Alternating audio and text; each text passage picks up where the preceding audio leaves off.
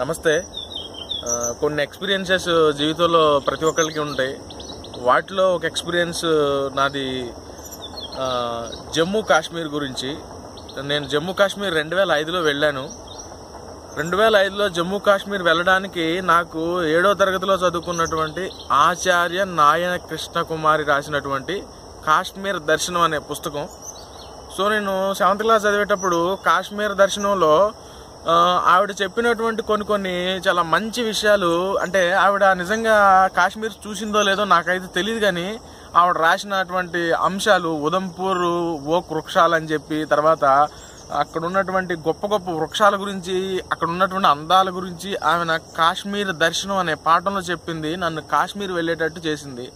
జమ్మూ కాశ్మీర్, ఉదంపూర్, అదేవిధంగా జమ్మూ దగ్గర ఉన్నటువంటి కొన్ని దేవాలయాలు, కాట్రా ఇట్లాంటి దేవాలయాలు, వైష్ణవి దేవాలయం, అంబపాలెం, అట్లా కొన్ని ఏరియాల్లో నేను 20 రోజుల పాటు, ఆర్ఎస్పుర బోర్డర్ ఇట్లాంటి ప్లేసుల్లో నేను 20 రోజుల పాటు ఉన్నాను అక్కడ 2005లో.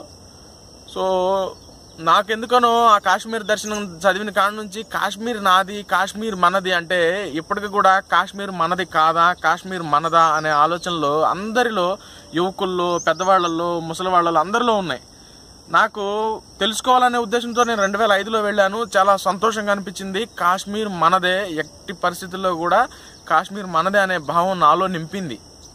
కాశ్మీరే కాదు, జమ్మూ, లద్దాఖ్, లేహ్, ఆర్ఎస్పుర కానీ అక్కడ ఉన్నటువంటి ఎన్నో సెక్టార్లలో మన దేశానికి సంబంధించినటువంటివి, మన ధర్మానికి సంబంధించినటువంటివి అక్కడ ప్రతీకలుగా ఇంకా ఉన్నాయి. అక్కడ ఎక్కువగా కాశ్మీరు, జమ్మూ గురించి చెప్పుకోవాలంటే, జమ్మూ పూర్తి స్థాయిలో హిందువులు ఉంటారు జమ్మూలో. అదేవిధంగా లద్దాఖ్, లేహ్ ప్రాంతాల్లో బౌద్ధులు ఉంటారు. దానితో పాటుగా మనం కాశ్మీర్ అంటాం, కాశ్మీర్లో హిందువులు ఉంటారు, వాళ్ళతో పాటుగా ముస్లిమ్స్ ఉంటారు. అయితే ఈ ముస్లిమ్స్ అంతా ఎక్కడి నుంచి వచ్చిన వాళ్ళు అంటే, ఇరాన్ దేశం నుంచి 13వ శతాబ్దంలో, ఇప్పుడు మనం అనుకుంటున్నాం కదా రోహింగ్యా ముస్లిమ్స్ అని చెప్పి, మయన్మార్ నుంచి భారతదేశం వలసవాదులుగా వస్తున్నారు, వాళ్ళని తీసుకురొచ్చి మన దగ్గర పెట్టుకోవాలి, వాళ్ళని ఆదరించాలి అని చెప్పి అంటున్నాం కదా.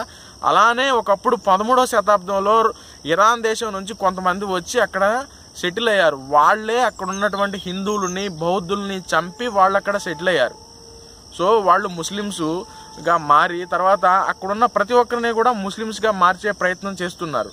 కాశ్మీర్లో ఈ రోజు కూడా సైనికుల మీద రాళ్లు విసురుతారు. మీరు చూసే ఉంటారు, స్టోన్ పెల్టర్స్ అని చెప్పి.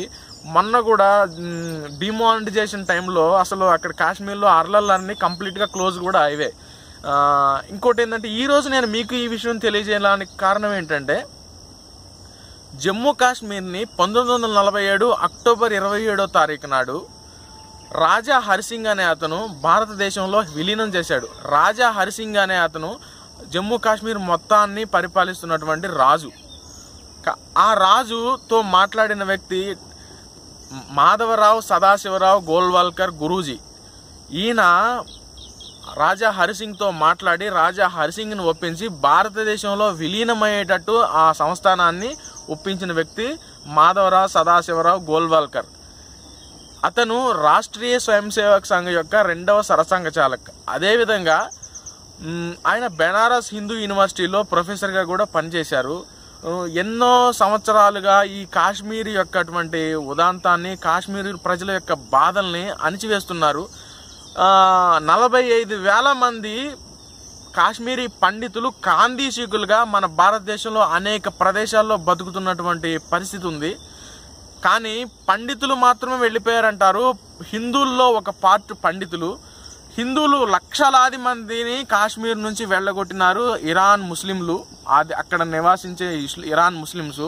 ఇవన్నీ పట్టించుకోకుండా దేశంలో జరుగుతున్నటువంటి విషయాలని, వీటన్నిటిని కూడా కప్పిపుచ్చి కేవలం కాశ్మీర్లో స్టోన్ పెల్టర్స్ ఉన్నారు, రాళ్లు ఇసిరేస్తున్నారు, వేర్పాటువాదుల గురించే మీడియా చూపిస్తుంటుంది. అవన్నీ అబద్ధాలు. కాశ్మీర్లో 1000 మంది హిందువుల్ని ఊచకోతలకు వస్తున్నారు రోజుకి కూడా. అదేవిధంగా ఉగ్రవాదాన్ని ప్రేరేపిస్తున్నాయి అక్కడ సంస్థలు ఉన్నాయి.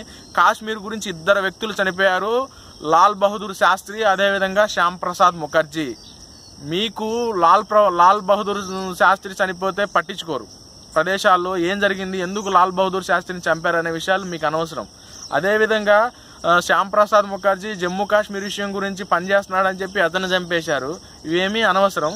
కానీ ఏయో పట్టించుకొని ఏ విషయాలు అనవసరమైన విషయాలను రాద్ధాంతం చేస్తారే తప్ప అవసరమైన విషయాలను పట్టించుకోవడం మనకు తెలియదు. తెలిస్తే చెప్తే ఎవరైనా వినరు.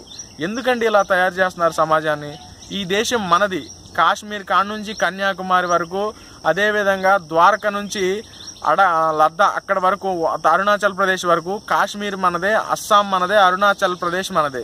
ఇవన్నీ కూడా మనవే, మన దేశంలో భాగాలే. వీటన్నిటిని కూడా మనం గౌరవించుకోవాలి, రక్షించుకోవాలి. దేశ సరిహద్దుల్లో మనం అందరం పనిచేసేటువంటి ఆర్మీలో పనిచేసేటువంటి వాళ్ళందరికీ కూడా మనం రక్షణగా నిలబడాలి. ఒక ఆర్మీ వాళ్ళని తిడుతుంటారు, ఎవరిని పడితే వాళ్ళని తిడుతుంటారు. ఇవన్నీ కాదు కదా.